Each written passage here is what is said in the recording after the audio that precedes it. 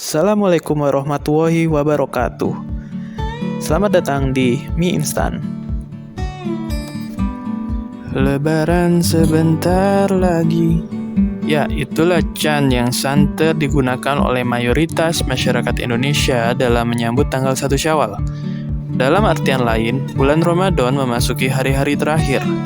Dalam beberapa sumber, Lebaran diartikan dengan lebar atau selesai, atau berlalunya bulan Ramadan.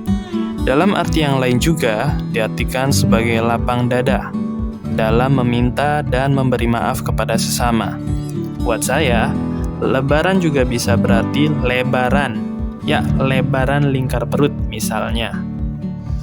Secara global, Lebaran artinya Hari Raya Idul Fitri. Sebagai seorang perantau, agenda yang ditunggu-tunggu oleh umat muslim di Indonesia adalah mudik. Mudik atau pulang dulu yang katanya sudah ada sejak zaman Majapahit merupakan budaya yang sudah melekat erat menjadi tradisi. Nah, biar mudikmu makin well prepare, Mie Instan akan bahas apa-apa saja hal yang perlu disiapkan menjelang kemudikan kita. Berikut tipsnya. Yang pertama, cek kesehatan. Cek tensi, cek gula darah, cek kolesterol, dan cek asam urat dipandang bijak ya untuk dilakukan. Terutama bagi bapak atau ibu yang sudah masuk usia indi. Maksud saya usia senja. Mengingat jarak dan durasi perjalanan mudik yang bisa dibilang tidak pendek, cek-cek di atas juga diperlukan guna mengantisipasi sifat dasar lapar mata manusia ketika dihadapkan dengan kudapan-kudapan yang menggoda. Jangan lupa juga untuk membawa obat-obatan ya. Yang kedua, cek penampilan. Buat muda-mudi, terutama si pemuda yang lagi kuliah di tanah rantau, bijak kiranya jika sebelum pulang kalian cukur dulu. Percayalah adik-adik, pulkam dengan rambut gondrong tidak akan membuat kalian terlihat seperti rockstar rupawan. Alih-alih, Anda bisa dianggap seperti buron ODGJ yang lepas dari panti rehab. 3. Alokasi keuangan. Sebelum pulang, silahkan plotting pendapatan bersih dan THR Anda sesuai dengan pos-posnya. Hal ini penting untuk meminimalisir pengeluaran berlebih saat di kota atau kampung halaman nanti.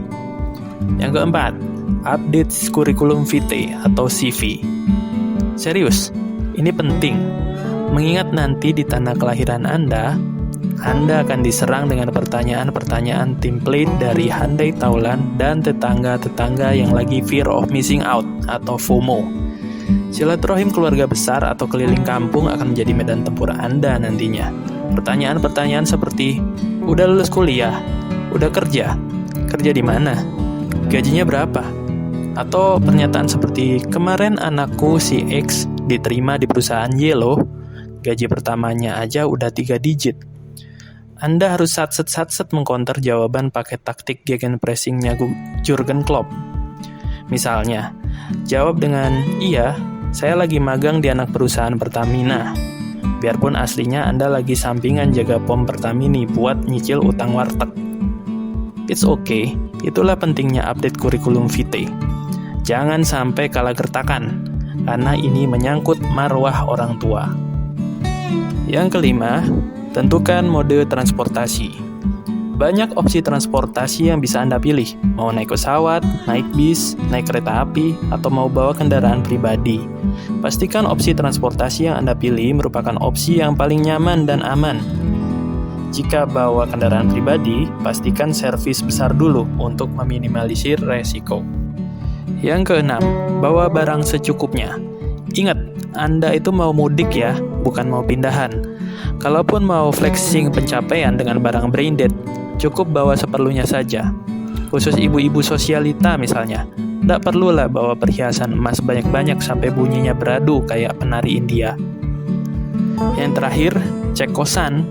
Sebelum berangkat menuju tempat mudik, pastikan tempat tinggal Anda dalam kondisi yang bersih, rapi, dan aman. Kunci pintu dan jendela, cabut aliran listrik dan gas, matikan saluran air dan keran.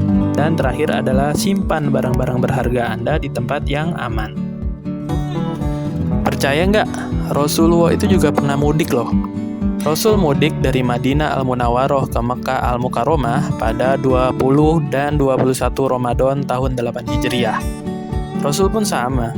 mudik dengan membawa oleh-oleh. Jika kita biasa mudik membawa oleh-oleh buah tangan dari tempat rantauan, maka oleh-oleh Rasul sedikit berbeda. Beliau membawa oleh-oleh 10.000 pasukan Islam dari Madinah menuju Mekah. Peristiwa mudik ini dinamai Fatu Mekah, atau berarti kemenangan Mekah. Quran menyebut peristiwa ini di surat Al-Isra ayat 81. Beberapa kejadian yang mengiringi takluknya kota Mekah, yaitu pernyataan keislaman penguasa Mekah waktu itu, yaitu Abu Sufyan. Mantapnya, peristiwa Fatu Mekah tidak menumpahkan darah setetes pun, meskipun Rasul membawa oleh-oleh yang tidak biasa tadi. Diiringi takbir, pasukan umat Islam menguasai Mekah melalui 3 penjuru. Berhala di sekitar Ka'bah dihancurkan. Sahabat Bilal pun mengumandangkan azan. Masyarakat Quraisy yang dulu menindas Rasul dan umat Islam diampuni. Hal ini sesuai dengan surat Yusuf ayat 92. Rasulullah Muhammad SAW mudik dengan membawa kemenangan dan ampunan, hingga terlahir persaudaraan dan perdamaian di seluruh Mekah. Luar biasa bukan? Sekian ulasan sedikit terkait mudik. Semoga bermanfaat. Terima kasih. Assalamualaikum warahmatullahi wabarakatuh.